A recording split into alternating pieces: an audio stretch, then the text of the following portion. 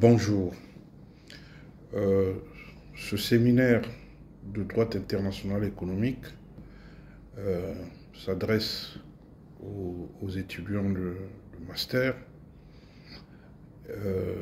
Il se fait dans un contexte où le droit international économique subit les bouleversements générés par les propositions de l'administration Trump aux États-Unis et la complexité et les défis de la guerre économique mondiale qui implique les acteurs dominants de l'économie internationale au travers des controverses sur les droits de douane, sur le protectionnisme, sur la protection de la propriété intellectuelle, sur les coûts des matières premières, etc.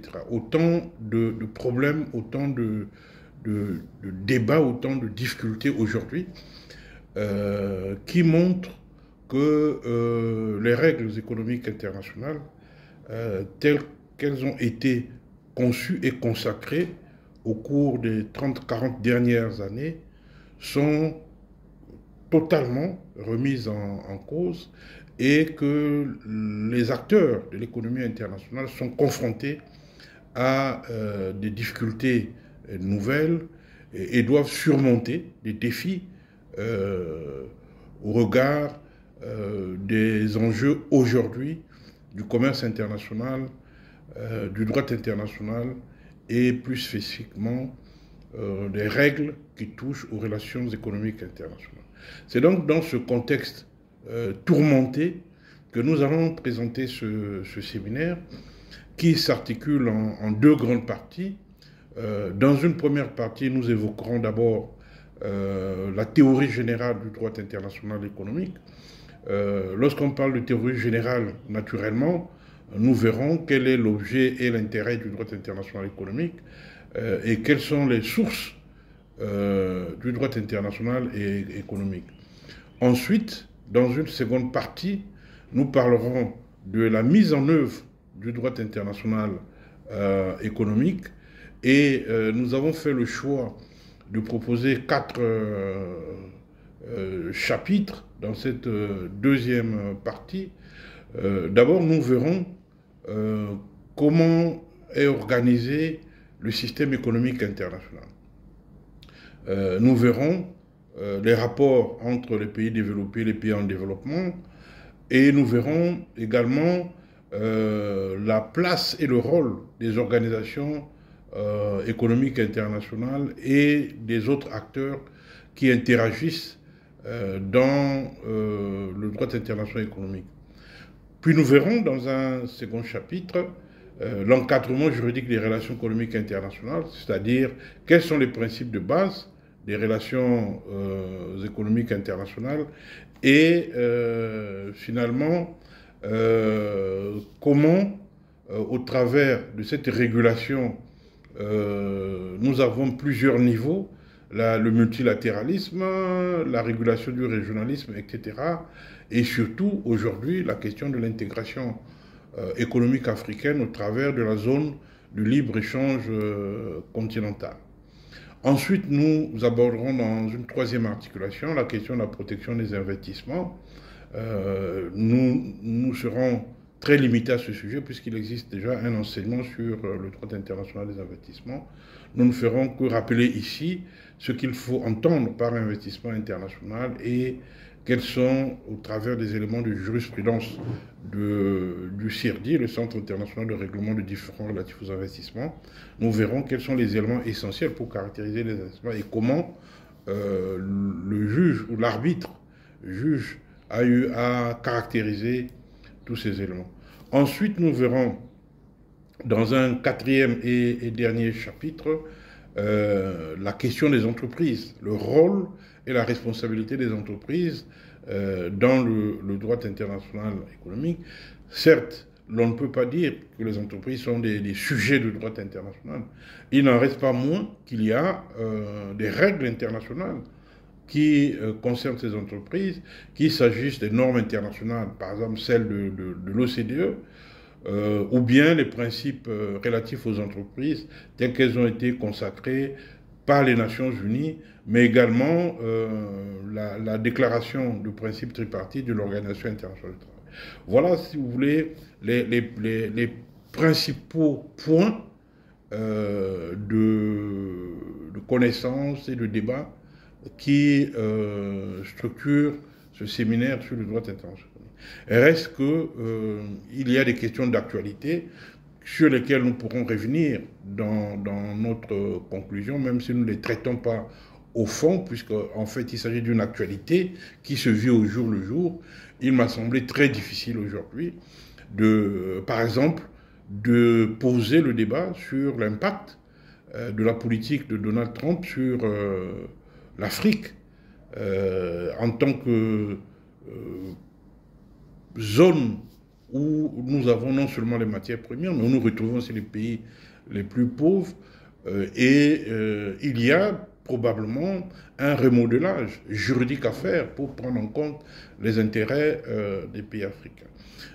On pourrait également s'interroger sur la question de la protection des droits humains dans le droit international économique aujourd'hui, notamment avec le travail des enfants, puisque ceci est fait pour rechercher les coûts bas dans la production des biens et des services. Enfin, on aurait pu s'interroger aussi sur la question de l'environnement et des changements climatiques. Comment est appréhendé ce débat sur la protection de l'environnement et les changements climatiques dans le contexte de la régulation économique internationale. Mais autant de sujets que nous avons cru devoir indiquer simplement dans la conclusion quelques pistes, parce que finalement également c'est un séminaire, il y a quelques bornes à mettre pour ne pas trop embrasser. Voilà, si vous voulez, les principales questions que nous allons voir dans ce séminaire de droit international. Avant d'aller au fond de la matière, je voudrais aussi rappeler la méthodologie. Ce séminaire, il est présenté dans le cadre de 3 vidéos que vous aurez à suivre et vous pourrez alors interagir avec nous sur chaque vidéo et nous aurons par la suite à procéder à une évaluation sur un travail qui vous sera remis et sur la base duquel vous allez constituer des équipes de travail pour pouvoir rendre un mémoire et chacun pourra y joindre une opinion individuelle pour être évalué. Voilà, si vous voulez, le travail qui est devant nous. Alors, regardons d'abord en introduction générale les quelques éléments qui me semblent être importants à retenir. Le droit international économique, je dirais, est une matière vaste avec plusieurs ramifications et qui rentre également en interaction avec d'autres disciplines juridiques, notamment les autres branches du droit international, comme le droit du commerce international, le droit international des investissements, le droit international de la propriété intellectuelle, le droit international des droits de l'homme, le droit international de l'environnement ou le droit international du travail. Donc il y a dans le droit international économique qui se présente comme un carrefour et qui reçoit de part et d'autre des éléments susceptibles de nourrir et de renforcer cette matière.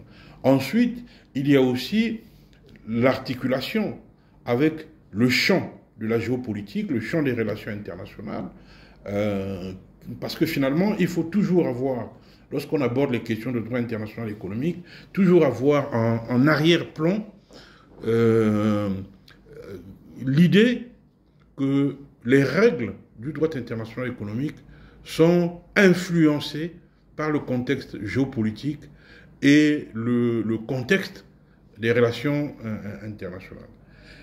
Même si, en tant que norme, leur validité juridique ne dépend pas des dynamiques conceptuelles, il n'en reste pas moins qu'au niveau de l'interprétation, de l'appropriation et de la compréhension de ces règles, vous ne pouvez pas faire fi de l'environnement géopolitique et des relations internationales, des relations commerciales internationales, qui sont en quelque sorte la dynamique profonde du droit international économique. Lorsque vous êtes à Genève, à l'Organisation mondiale du commerce, vous avez cette œuvre, La joie universelle, que vous trouvez sur les murs de l'OMC à Genève, qui symbolise l'imposante peinture murale de Gustave Louis Jolmès.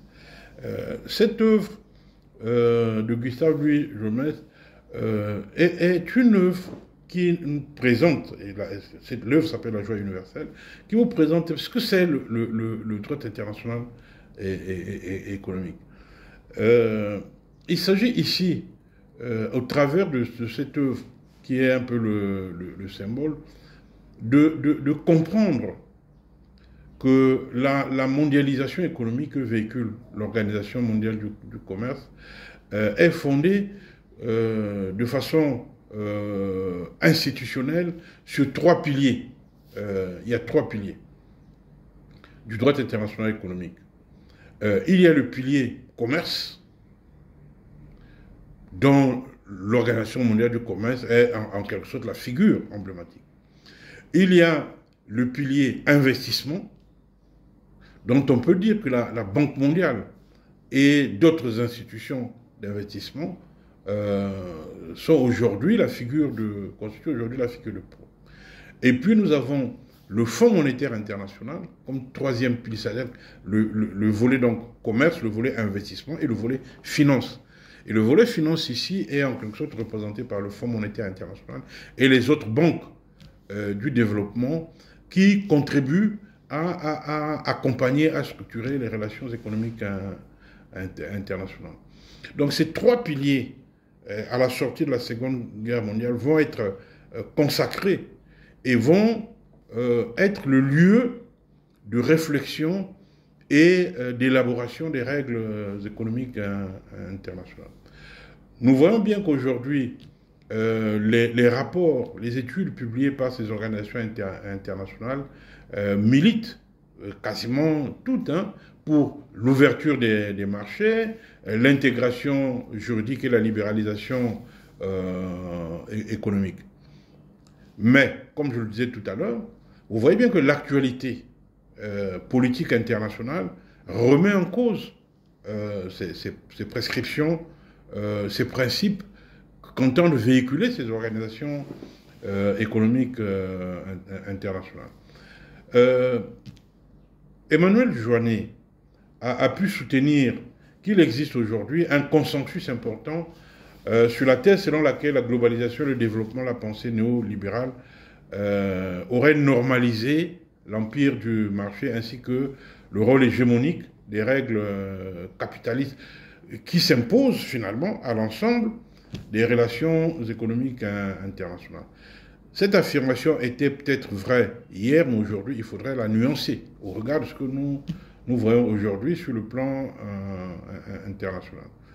C'est-à-dire que l'influence du néolibéralisme sur le droit international économique n'est plus une certitude aujourd'hui, puisque nous voyons aujourd'hui émerger des règles protectionnistes, des règles nationalistes qui entravent finalement le développement et l'expansion de ce libéralisme économique.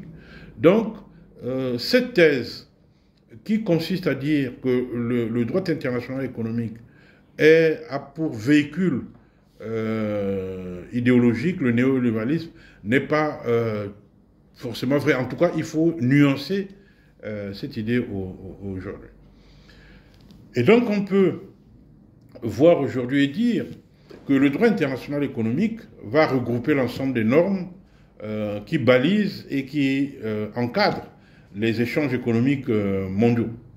Depuis finalement la fin de la Seconde Guerre mondiale, où l'on voit bien le rôle prépondérant que joue le droit international économique comme cadre du développement de l'économie mondiale et de l'intégration des marchés internationaux. Partant de cette constatation, nous pouvons dire que le droit international économique peut donc se définir comme l'ensemble des règles et des institutions régissant des opérations économiques internationales de toute nature.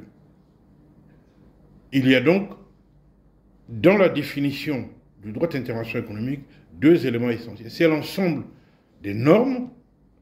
Évidemment, nous allons voir en détail au niveau des sources quelles sont ces normes, et des institutions, et nous verrons en détail un peu plus loin quelles sont ces institutions économiques. Donc c'est cet ensemble de normes et des institutions qui constitue le droit international économique. Maintenant, à l'intérieur, nous ferons une analyse exégétique de chaque mot et nous procéderons à une analyse dogmatique de cela. Et on peut dire également que le droit international économique, c'est la branche du droit international qui est consacrée au développement de l'économie, mais également contribue par cet encadrement de l'économie internationale à la paix et à la sécurité internationale.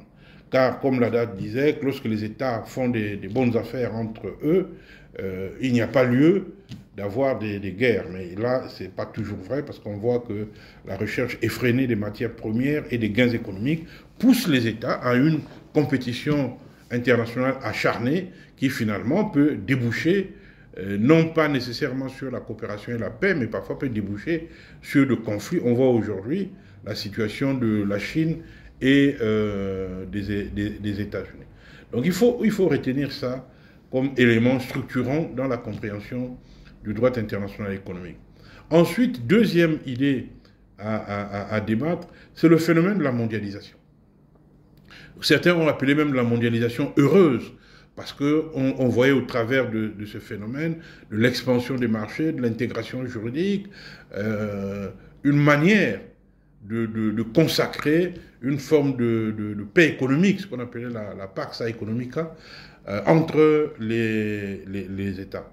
Mais si cette idée était sublimée hier, aujourd'hui, l'appel à ce droit mondialisé interroge, nous interpelle, parce que on peut donc se dire, est-ce que ce droit mondialisé finalement est adapté à l'évolution des relations internationales, à l'évolution finalement des rapports commerciaux entre États, dès lors que nous voyons émerger des blocs, des groupes comme les BRICS, comme ceci, l'Union européenne, etc., le monde asiatique avec la Chine. Donc tout ça interpelle. Comment ce droit mondialisé aujourd'hui se vit, se pratique au regard de cet écartèlement, de ces interrogations sur les règles. Et on peut donc se dire, est-ce que le droit international économique rend toujours compte des évolutions juridiques à l'échelon mondial aujourd'hui? Est-ce qu'il n'y a pas émergence des règles parallèles, des règles contradictoires, etc., au vu des exigences de certains États? Est-ce qu'on est toujours dans cette mondialisation heureuse où l'harmonisation de l'économie mondiale par l'intégration des marchés était l'objectif prioritaire? On peut avoir des interrogations. Ensuite, pour les juristes, il y a un immense chantier, finalement, qui s'ouvre sur cela. Parce que ce droit mondial, ce droit économique mondial, bouscule les certitudes que nous pouvions avoir sur les sources même du droit international, puisque à côté, on voit des catégories juridiques émergentes qui ne correspondent plus à ce que nous avons toujours cru devoir poser sur la table comme étant les sources du droit international. Il y a donc enfin une transformation progressive du droit international économique avec une mixité des sources cela va du droit privé, du droit public, du droit communautaire, qui explique aujourd'hui que le mode de régulation des rapports marchands tel que nous l'avons toujours, marchands et non marchands tel qu'on l'a toujours vécu, peut aujourd'hui connaître des bouleversements et qu'il faut donc s'interroger sur l'articulation de tout ça. Comment on met en musique aujourd'hui tout ça? Quelles sont les difficultés, quelles sont les contradictions et quelles sont les perspectives de ce droit international économique? Notamment lorsqu'on voit des groupes comme les BRICS, la Chine, la Russie, l'Inde, l'Afrique du Sud, le Brésil et les autres, les nouveaux arrivants dans ce que je peux appeler le cartel, entre guillemets, des BRICS, avec les nouveaux pouvoirs, avec des scénarios économiques internationaux qui ne sont pas toujours compatibles avec les velléités des puissances, des groupes comme l'Union européenne, comme les États-Unis. Est-ce que cela va toujours aller vers le sens de la paix économique telle qu'on l'a pensé? Peut-être pas. Donc voilà autant d'interrogations que nous avons en introduction et qui devraient nous interpeller. Parce que ce qu'on a vécu il y a quelques décennies avec le développement du droit international économique tel qu'il a été impulsé par les juristes américains, notamment ceux de la New York University et certains juristes italiens qui ont pensé à un droit international économique articulé sur ce qu'ils ont appelé un droit administratif global. On n'est pas sûr aujourd'hui que cela soit toujours quelque chose de commun entre nous. Ainsi, je vais donc, dans cette introduction, montrer finalement quelles sont les interrogations auxquelles nous devons répondre pour mieux comprendre cet enseignement sur le droit international économique. La première interrogation qui me semble être légitime, c'est autour de l'autonomie et de la spécificité du droit international économique. On peut donc se poser la question, si la matière du droit international économique est-elle spécifique et autonome pour se distinguer du droit international public? En d'autres termes, le droit international économique n'est-il qu'un simple chapitre du droit international général ou comporte-t-il un degré suffisant d'autonomie et de spécificité pour être qualifié de champ disciplinaire autonome? Ça, c'est des questions théoriques, en termes de théorie générale du droit international économique. Une deuxième question à laquelle il faudra peut-être répondre, et ces questions devront vous interpeller, parce que ces questions, finalement, vous devrez y répondre dans vos travaux. C'est la matière économique. Qu'est-ce que la matière économique internationale aujourd'hui? Sur laquelle nous posons notre réflexion juridique. La matière économique justifie-t-elle, telle qu'elle est aujourd'hui internationale, justifie-t-elle le particularisme normatif du droit international économique? Et en quoi les techniques juridiques employées seraient-elles spécifiques au regard du droit international classique? Troisième question que nous posons, c'est quelles sont les compétences, je parle aujourd'hui, nous sommes en 2025, quelles sont les compétences à acquérir? Quels sont les savoirs qu'il faut avoir pour pouvoir travailler sur le droit international économique comme juriste? Vous voyez, c'est-à-dire que la matière est vaste. Il est très difficile de parler de tout. Mais, de façon spécifique, quel est le savoir juridique qui est nécessaire en droit international économique aujourd'hui, en termes de connaissances, en termes de savoir-faire, pour pouvoir travailler comme juriste dans ce domaine? Vous devez avoir à l'esprit ces trois interrogations tout au long des développements qui vont suivre dans cette matière. Et donc, Ce qui nous amène donc à poser la structuration de ce séminaire, à regarder d'abord, premièrement, la théorie générale du droit international économique qui nous préoccupe, et nous verrons par la suite la mise en œuvre de ce droit international économique. Donc, première partie, théorie générale du droit international économique. Nous allons nous arrêter là pour la première vidéo de cette introduction, et nous allons commencer à la deuxième vidéo qui concerne la théorie générale du droit international économique dans la seconde vidéo. Merci.